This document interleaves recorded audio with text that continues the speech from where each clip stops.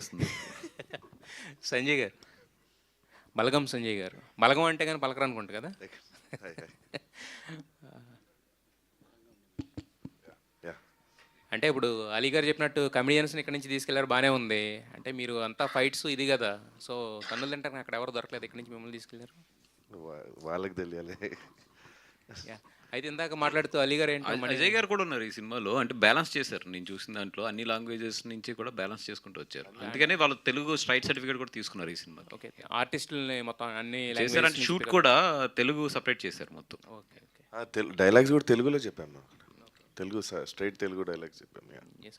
అయితే ఇందాక అలీ గారు మాట్లాడితే ఏదో మణికొండలో సగం అన్నారు, అదన్నారు ఇది అన్నారు, ఏంటి ఊరికే మణికొండ అన్నారు సరదాగా. ఏంటి ఏం లేదు సరదాగా ఇచ్చినట్టు అన్నారు. సార్. నా ఇక్కడ ఏంటంటే 25th రోజు ఈ మూవీ నాది ఛాంపియన్ మూవీ, రెండిట్లో విలన్ నేనే. ఛాంపియన్ అండ్ అక్కడ ఏంటంటే వృషభలో రోషన్ గారు ఉండే ఫస్ట్, తర్వాత ఈ came and he Hess done champion.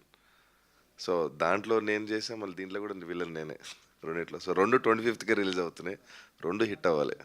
Okay, wish you all the best దాంట్లో. Thank you.